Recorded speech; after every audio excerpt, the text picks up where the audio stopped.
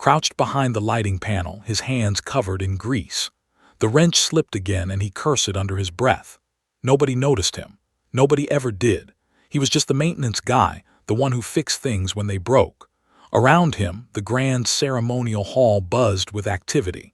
Aliens from dozens of worlds filled the massive space, their exotic forms and bright clothing making the few humans present look dull and plain. He wiped sweat from his forehead and checked his tablet. The lighting system was old, a hybrid of human and alien technology that nobody else wanted to touch.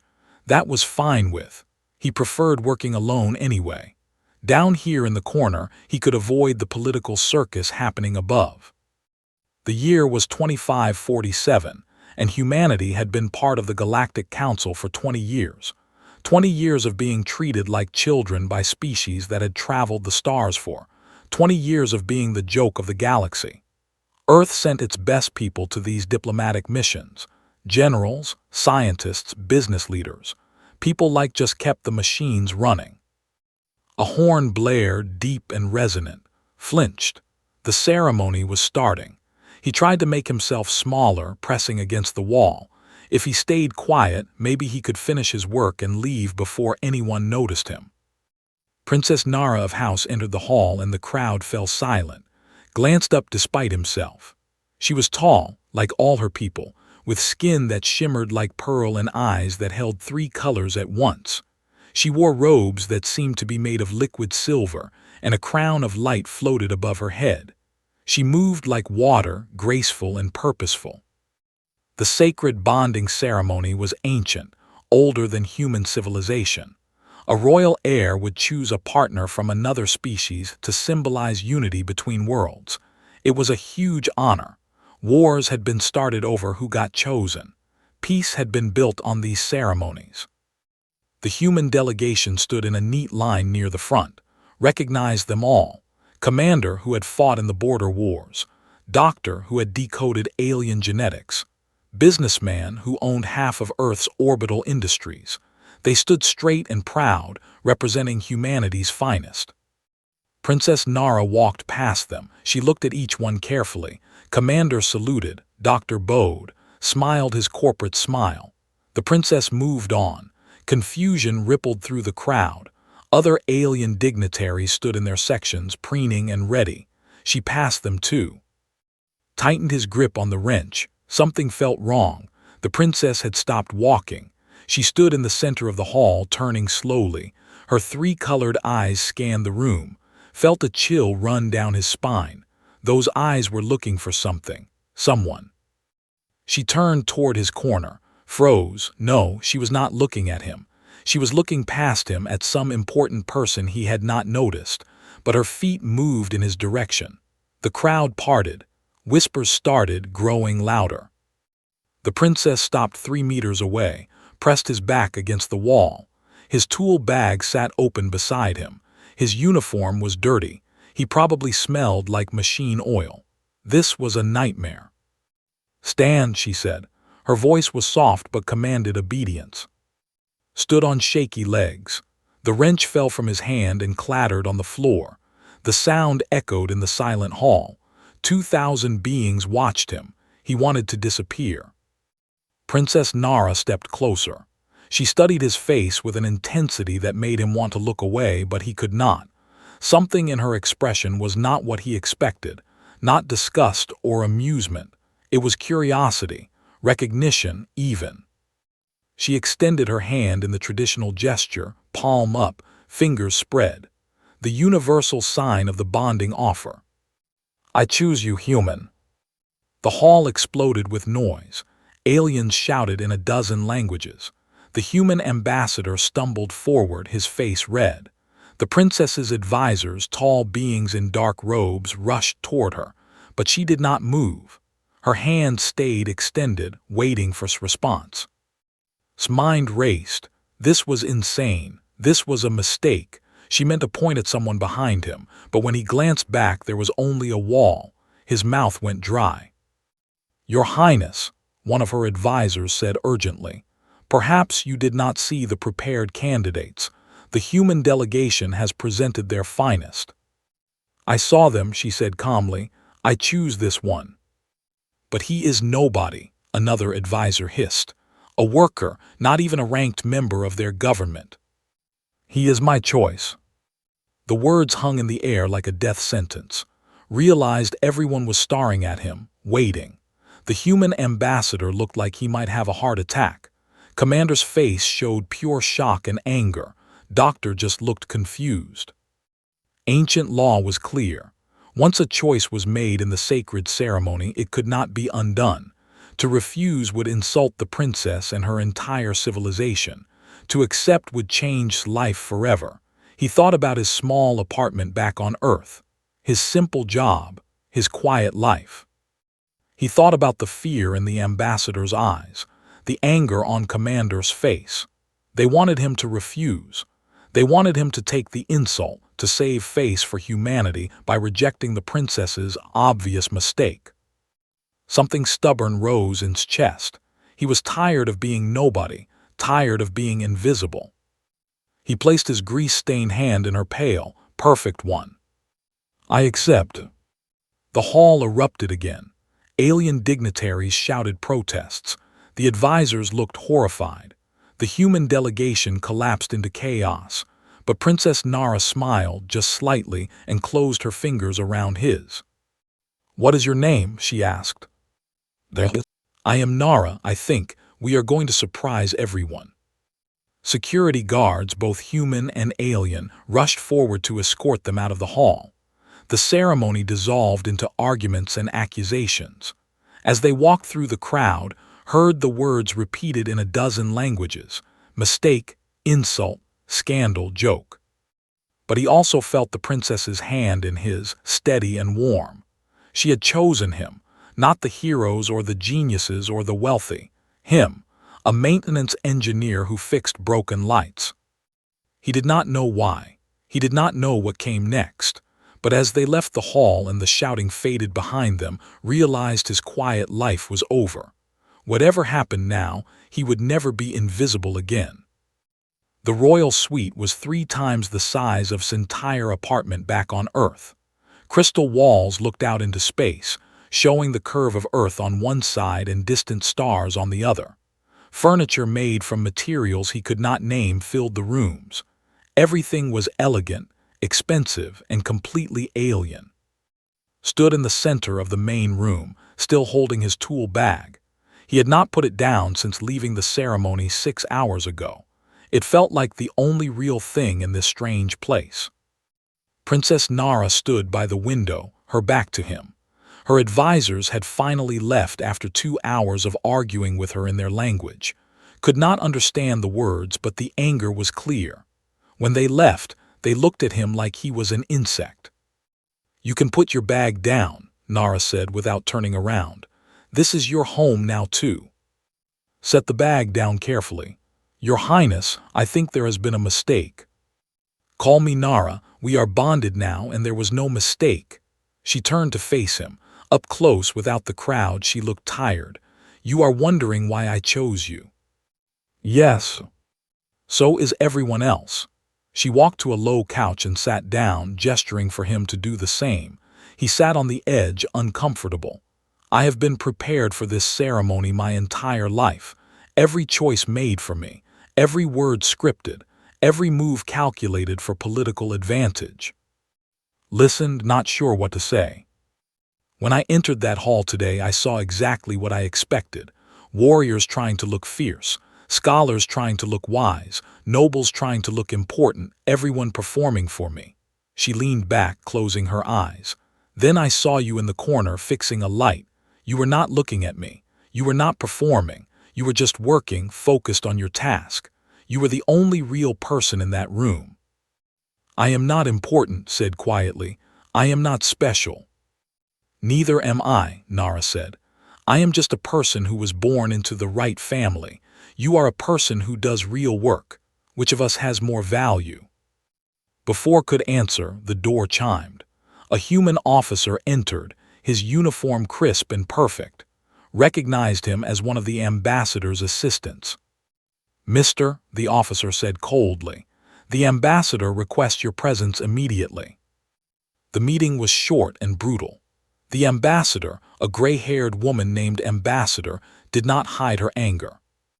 "Do you have any idea what you have done?" she demanded.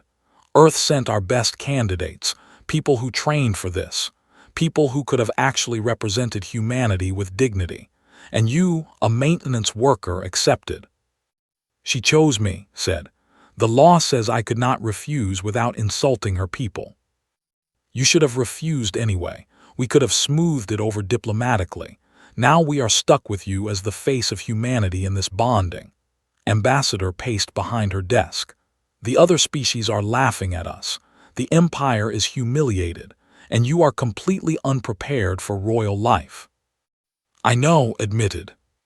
"Then withdraw, find a reason. Say you are sick, say you have family emergency, anything." "No." The ambassador stopped packing. "No." Princess Nara made her choice. "I will not make her look foolish by running away." Surprised himself with his own firmness. "If humanity is embarrassed, that is not my fault." "You arrogant little," Ambassador caught herself. "Fine, but do not expect any help from us. You are on your own." The next days were a nightmare. Had to attend formal dinners with alien dignitaries who barely hid their contempt. He wore clothes that itched and did not fit right. He had to learn hundreds of rules about who to bow to and how deeply. He made mistakes constantly. At one dinner, he used the wrong eating utensil and offended a senator from the Commonwealth. At another, he sat in a seat reserved for military officers and caused a scene. The guards assigned to protect Nara barely spoke to him, and when they did, it was with sneers. Nara tried to help. She explained customs and coached him on protocol. But she was busy with her own duties, meetings that lasted hours, decisions about trade routes and military alliances. Sometimes did not see her for days. He spent those lonely hours exploring the station, finding empty observation decks where he could watch Earth rotate below. He missed his small apartment, his simple work. He felt like a fraud. 2 weeks after the ceremony, returned to his quarters late at night.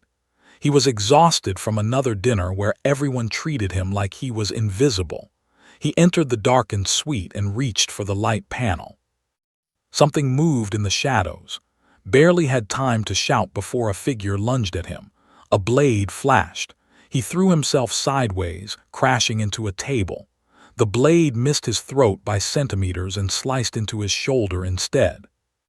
Pain exploded through his arm. The attacker wore a dark suit and a mask. Not human, something with 4 arms. The alien raised the blade again, grabbed the first thing his hand found, a decorative statue, and threw it. The statue hit the attacker's mask, cracking it. The alien stumbled back. Alarms blared. Lights flooded the room. Security guards burst through the door. The attacker tried to run but was brought down by stun weapons. Medics rushed to, sealing the wound on his shoulder with spray bandages. Nara arrived minutes later, still in her formal robes from a late council meeting. When she saw the blood on shirt, her face went pale. "Who sent you?" she demanded of the captured attacker. The assassin said nothing, but understood. Someone wanted him gone, someone powerful enough to get past royal security. "This is my fault," Nara said quietly when they were alone. "I put you in danger by choosing you." "You did not hold the knife," said. His shoulder throbbed despite the medication. "Whoever sent that assassin is the one at fault. My family wants you sent back to Earth. They say it is for your safety. But I think it is because they want to replace you with someone they choose, someone political." She looked at him, really looked at him. "Do you want to leave? I would not blame you." Thought about it. He could go home, back to his simple life, safe and invisible. But then he thought about the ambassador's contempt, the sneers of the guards, the alien dignitaries who treated him like a mistake. Everyone wanted him to give up. "No," he said, "I am not leaving." For the first time since they met, Nara smiled, really smiled. "Good, because I am not ready to let you go either." The alarm woke from a deep sleep, not the soft chime of a morning wake-up, but the harsh blare of an emergency. Red lights flashed through the suite. His shoulders still ached from the assassination attempt 3 days ago, but he rolled out of bed fast. Nara was already at the communication panel, speaking rapidly in her own language. She looked at as he approached. Station-wide systems failure. Something in the environmental controls cascaded into power distribution. How bad? Asked. Bad enough that every engineer on the station is being called in. She paused. They did not call for you. Was not surprised. The human delegation had made it clear he was not part of their official team anymore, and the alien engineers would never ask a human for help with their advanced technology. He pulled on his clothes anyway. Where is the main engineering bay? They did not request. I know, tell me where it is. 15 minutes later, walked into chaos. The engineering bay was a massive space filled with conduits, power cores, and holographic displays showing system readouts. Dozens of engineers from different species worked frantically at their stations. Sparks flew from damaged panels. The smell of burned circuits filled the air. A chief engineer noticed immediately. Who let the human in here? This is a restricted area during emergency protocols. I am an engineer, said calmly. I can help. We have the most advanced minds in the galaxy working on this. We do not need a primitive human touching our systems. The chief engineer turned away dismissively. Walked to an empty console and pulled up the system diagnostics anyway. He ignored the angry shouts behind him and focused on the data. The failure had started in Section 7, Environmental Controls. From there, it spread through the power grid like a virus. Every attempt to isolate the damage just pushed it to a new section. He studied the code and the physical system's layout. Something familiar nagged at him. He had seen this kind of cascade before, back on Earth. Different technology, but the same basic principle. The alien engineers were trying to fix it with their sophisticated automated systems, but those systems were part of the problem.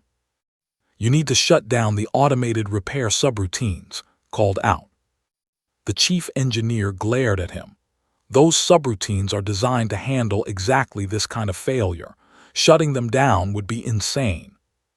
They are fighting each other, explained. Each subroutine is trying to optimize a different part of the system, but they are not coordinating. They are making it worse. Impossible. Our systems are perfectly integrated. Another alarm blared. Life support failed on Deck 12. The engineering bay fell silent. Deck 12 housed 1,000 residents. They had minutes of emergency air. Made a decision. He grabbed his tool bag, which he had brought from the suite, and ran toward the access corridor. Behind him, someone shouted for security to stop him. He did not care. The maintenance shafts were tight, dark, and full of sharp edges. Crawled through them like he had done 1,000 times on Earth stations. The alien engineers might be brilliant, but they designed systems that were maintained by robots. They never crawled through the guts of their machines. He reached junction point 7 Delta and opened the access panel. Inside was a mess of melted circuits and overloaded conduits. The automated systems were trying to reroute power, but they were using pathways that were already damaged. It was like trying to stop bleeding by pumping more blood. Pulled out his tools. They were simple, mechanical, no fancy holograms or quantum algorithms, just wrenches, cutters, and connector cables. He started disconnecting the damaged sections, physically cutting them out of the network. Then he built bypass routes using spare parts from his bag and components stripped from non-critical systems nearby. It was crude, it was ugly. It would make any alien engineer cry, but it worked. Life support came back online on Deck 12, then Deck 13, then 14, moved to the next junction point and repeated the process. Hours passed. His hands bled from sharp metal edges. His shoulder screamed in pain, but he kept working. Other engineers started to notice what he was doing. A few followed him into the shafts, watching. He showed them the manual repairs, the simple bypass solutions. Slowly, they started helping. An engineer with 4 arms could reach places could not. An engineer with enhanced vision could spot microfractures in the circuits. Together, they worked through the night. By morning, the crisis was over. Systems stabilized. Power flowed normally. Life support was solid across all decks, crawled out of the final maintenance shaft, exhausted and filthy. The chief engineer stood waiting for him. For a moment, thought he would be arrested for interfering. Instead, the chief engineer bowed. It was a small bow, but it was a bow. "Your methods were crude," the chief engineer said, "but effective. You saw what we could not." "You were trying to fix it with computers," said, too tired to be diplomatic. "I fixed it with my hands." Word spread fast. By the afternoon, aliens who had never spoken to him before nodded as he passed.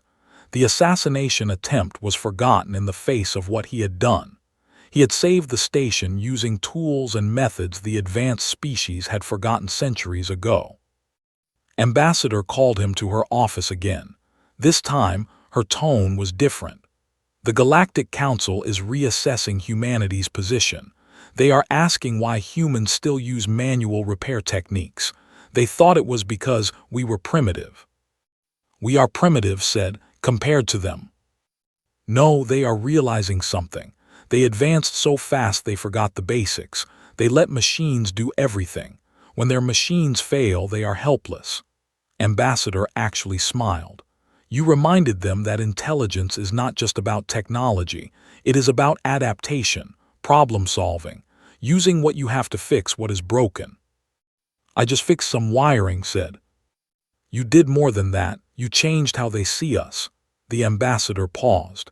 "And you changed how we see you. On behalf of Earth, I apologize for how we treated you." That evening, returned to the royal suite. Nara was waiting for him. She had watched everything from her council chamber, forbidden by protocol from going to engineering during the crisis. "You did not have to do that," she said. "You could have stayed safe here. People needed help. I could help. It was simple." "That is why I chose you," Nara said softly.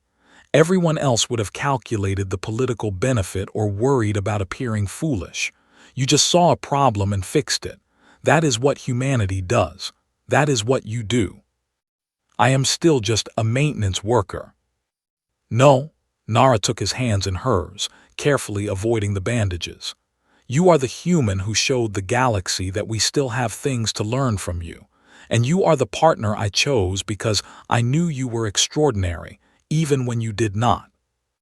Looked at her, this alien princess who had turned his life upside down. Maybe she was right. Maybe being ordinary was not the same as being worthless. Maybe humanity's strength was not in matching alien technology, but in remembering the simple truth that sometimes the best solution was the one you built with your own hands. "Thank you," he said, "for seeing me." "Thank you," she replied, "for proving me right." The summons came on a silver tablet, delivered by a guard who did not meet's eyes. The message was written in formal language that Nara had to translate. Her face grew tense as she read. "My family has invoked the trial of worth," she said quietly. "It is their right under ancient law. You must prove yourself worthy of our bonding, or it will be dissolved." Set down the cup of strange alien tea he had been trying to drink. "What does that mean? Prove myself how?" 3 challenges: combat, wisdom, and bond, each designed by the elders to test if you are truly suitable. Nara's hands clenched the tablet. These trials were created for nobles and warriors, champions of other species. They are not meant for— She stopped. "For someone like me," finished, "a maintenance worker from a primitive planet." "That is not what I meant." "But it is true." Stood and walked to the window looking out at Earth below. "Your family thinks you made a mistake. They want to prove it. If you refuse, it would not be held against you. The trials are voluntary." "What happens if I refuse?" Nara was silent for a moment. "The bonding would be dissolved by default. You would return to Earth. I would be required to choose again within the year. And if I fail the trials, the same result. Thought about the past month, the assassination attempt, the station crisis, the slow change in how people looked at him. He thought about Nara, who had risked everything by choosing him. He thought about humanity, watching to see if one of their own could stand among the stars. When do the trials begin? He asked. The first trial was held in the ceremonial arena, a massive circular space that could hold 10,000 spectators. It looked like every single spot was filled. Aliens from dozens of worlds had come to watch the human attempt the trial of worth. Most were probably hopping to see him fail. Stood in the center of the arena wearing simple armor that the elders had provided. It was meant to be equal equipment, but it was designed for physiology. Too long in the arms, too loose at the joints. He held a practice blade that felt awkward in his grip. Across from him stood his opponent, a warrior named Twice Size who had trained in combat since childhood. His armor fit perfectly. His blade moved like an extension of his arm. The elder presiding over the trial raised her hand. First challenge, combat prowess. Demonstrate your warrior spirit. Begin. Moved like lightning. Barely got his blade up in time to block the first strike. The impact sent shocks up his arms. The second strike came immediately, then the third. Stumbled backward, trying to create distance. The crowd murmured. He could not match speed or strength. That was obvious in the first 10 seconds, but had not survived rough neighborhoods on Earth by being strong. He survived by being smart and stubborn. He watched patterns. The warrior was trained in formal technique, beautiful, efficient, but predictable. Every high strike was followed by a low sweep. Every thrust was preceded by a specific footwork, started to anticipate. Whence blade came high was already ducking. When the sweep came low, jumped. He could not counterattack effectively, but he could avoid getting hit. Seconds turned into minutes. The crowd grew quieter. Grew frustrated. His attacks became more aggressive, less controlled. Took a hit to his shoulder, another to his leg. Pain flared, but he did not go down. He had learned something working in dangerous places. Staying on your feet was half the battle. 10 minutes in, was breathing hard. Was bleeding from several wounds, limping but still standing. The warrior came in for a finishing combination. Did something unpredictable. He dropped his blade and dove forward inside its reach. He grabbed the warrior's arm and used his own momentum against him. They both crashed to the ground. In pure grappling, had no chance. Pinned him in seconds, blade at his throat. The match was over, had lost. But as stood and offered his hand to help up, something unexpected happened. The warrior bowed. You have courage, human, and adaptability. You lasted longer than warriors twice your training. The crowd stirred, an elder stood. The first challenge is failed, but honor is noted. The second trial was held in a council chamber. No physical combat this time.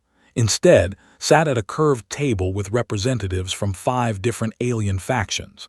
Each faction had competing interests. Territorial disputes, trade disagreements, historical grievances.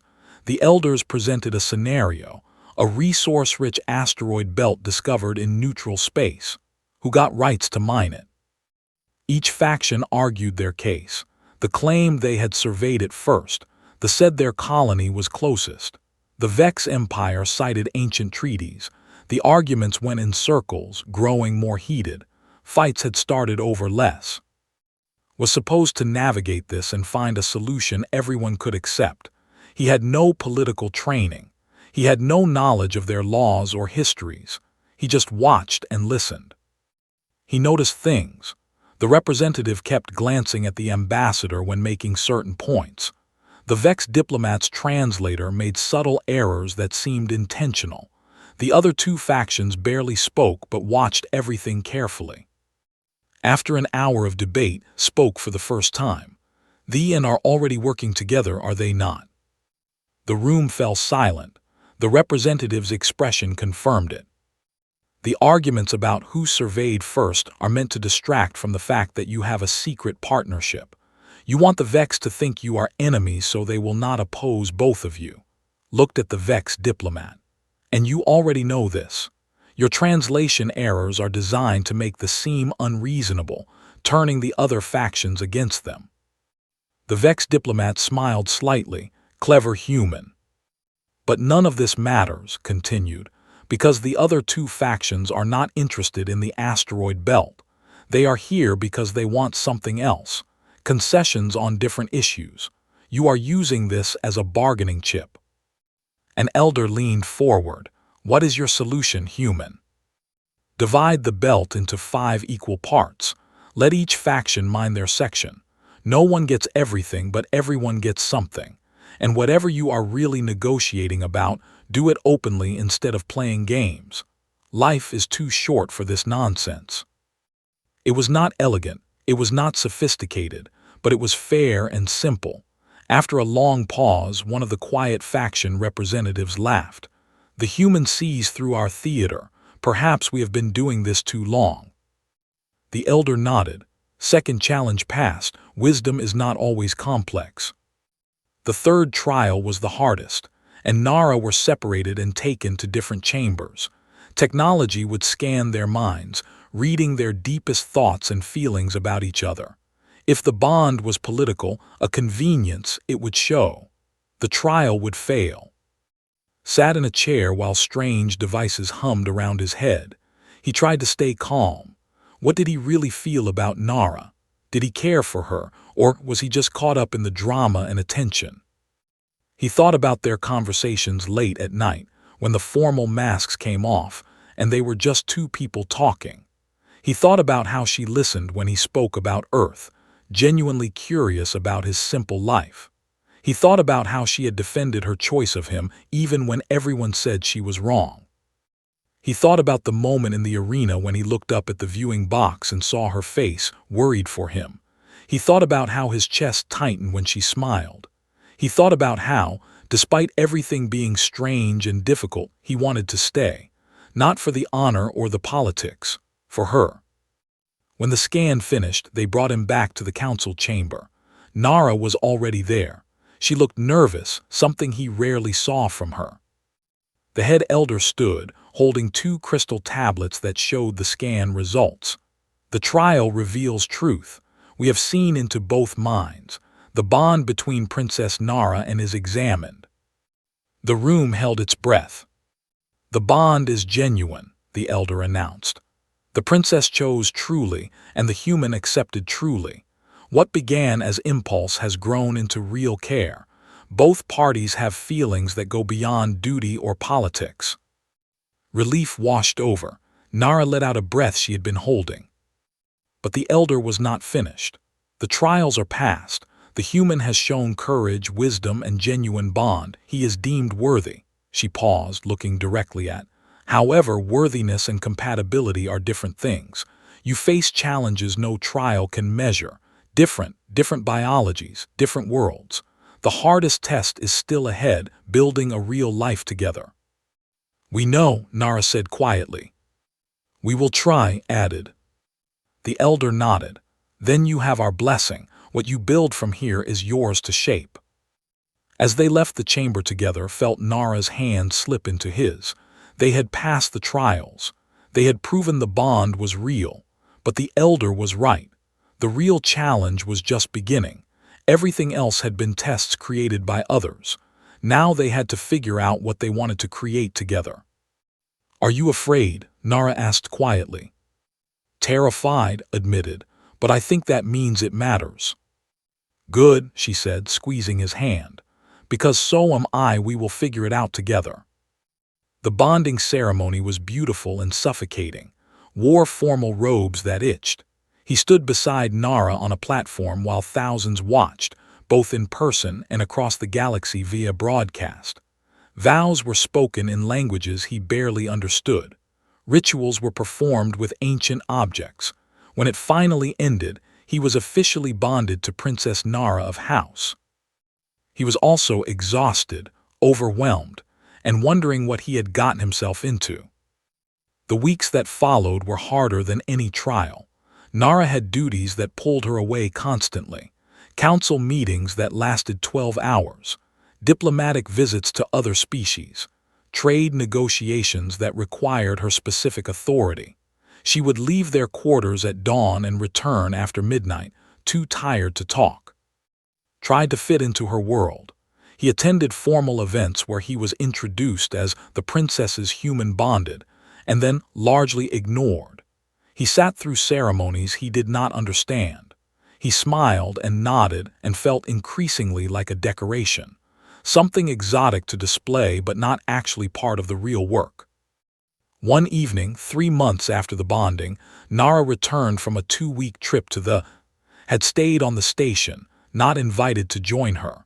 When she entered their quarters, he was staring out at Earth, feeling more distant from his home than ever.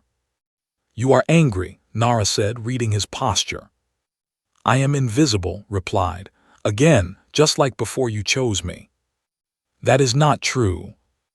When was the last time we talked? Really talked? Not about schedules or obligations, but actually connected," turned to face her. "You chose me because I was real, but now I am just another part of your royal duties, your human bonded that you bring out for ceremonies." Nara's expression hardened. "You do not understand the pressure I am under. My family still opposes this bonding. The council questions my judgment. I have to prove every single day that I am capable of leadership despite making what they see as an emotional, foolish choice. So I am a mistake you have to compensate for." "That is not what I said." "It is what you meant." They stared at each other and saw the distance that had grown between them. Different worlds, different lives. The trials had proven they cared for each other, but caring was not enough when they barely saw each other.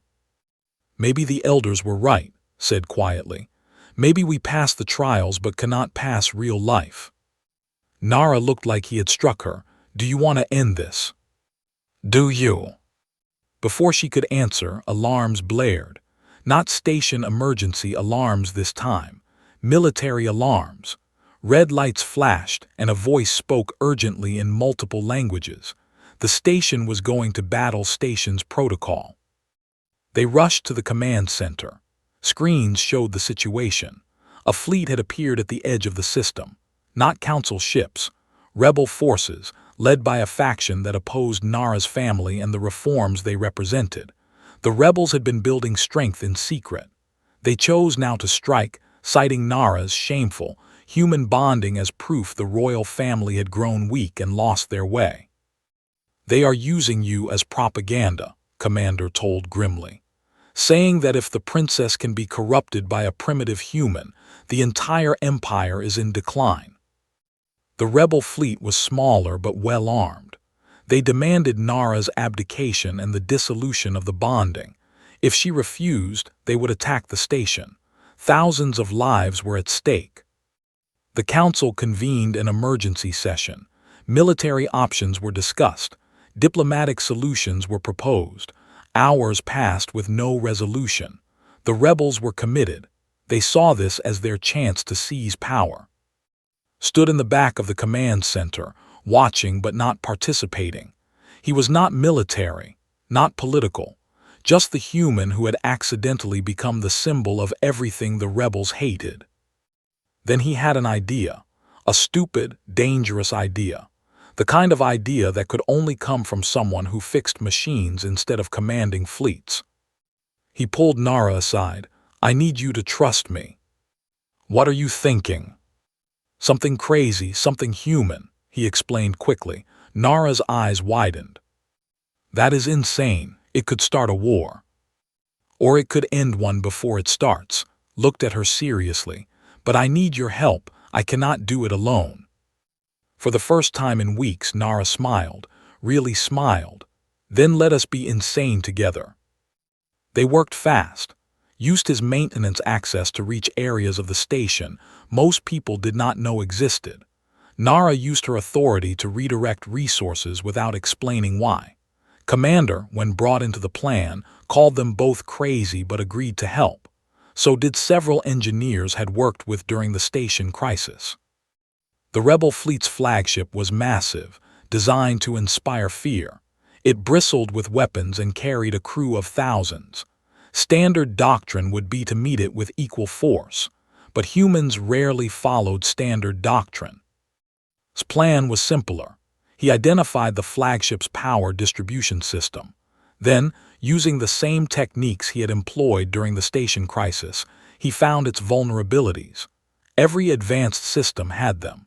Points where automated controls could be exploited, that existed for maintenance but were forgotten by those who only knew how to use computers. With Nara's help, they transmitted a very specific signal.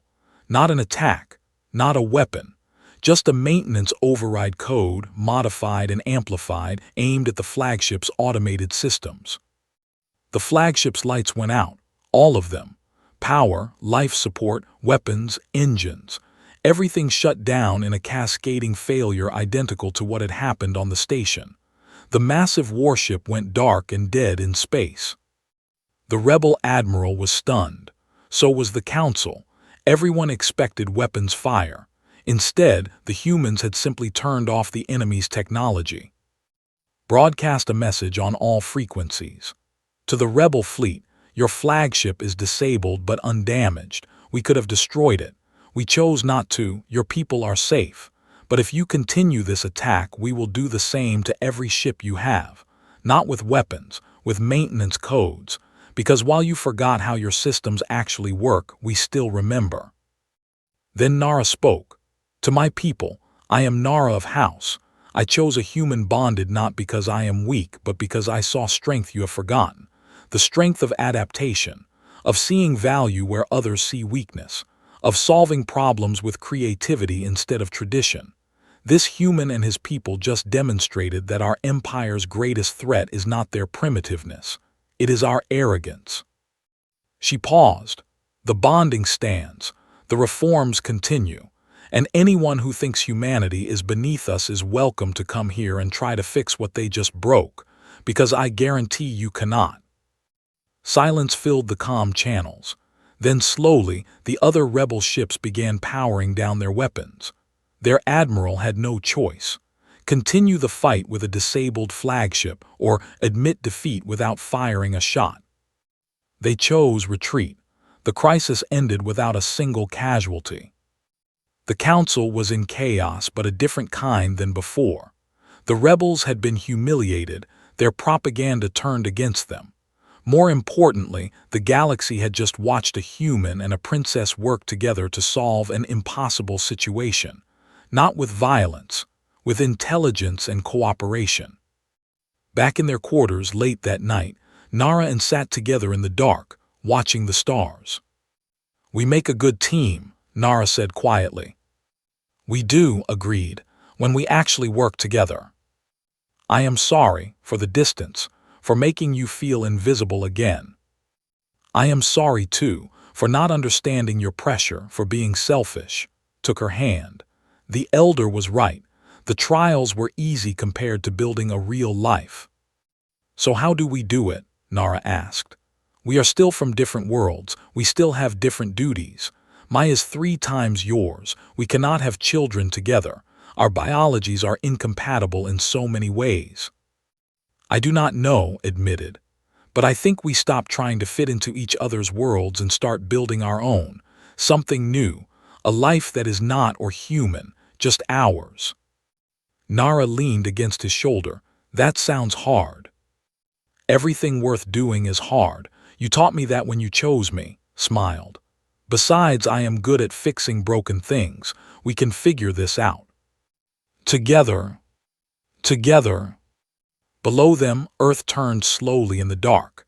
Above them, the glowed in the distance. 2 different worlds, separated by light years and biology and culture. But between them, 2 people sat hand in hand, building a bridge one decision at a time. They did not know if it would work. They did not know what their life would look like. But they knew they would try. And sometimes, trying was the most human thing you could do. The station's lights reflected off the window and saw their reflection. A tall alien princess and a short human engineer. It looked wrong by every standard the galaxy had, but it also looked right in a way he could not explain, like two mismatched parts that somehow fit together perfectly because they were both willing to adapt. "Hey, Nara," said. "Yes." "That ceremonial throne in the council chamber wobbles. The left front leg has a loose joint. If you want, I can fix it tomorrow." Nara laughed, a sound he had not heard in weeks. "You are thinking about furniture maintenance after we just prevented a war." "Someone has to, and that wobble has been annoying me for months." "Then yes, fix the throne, fix everything that is broken." She squeezed his hand, "starting with us." "Deal." They sat together in comfortable silence, two beings from different worlds who had chosen each other against all logic and advice. The galaxy thought they were a mistake, a scandal, a joke. But they knew different. They were proof that humanity's greatest gift to the stars was not technology or weapons or wealth. It was the stubborn, foolish, beautiful belief that connection was possible even across impossible distances. That love could exist even between species that had nothing in common except the choice to try. And sometimes that choice was enough. The stars continued turning, the galaxy kept spinning, and in one small room on a diplomatic station, a human and an alien sat hand in hand, planning their future, one day at a time, one fix at a time, one choice at a time. Together,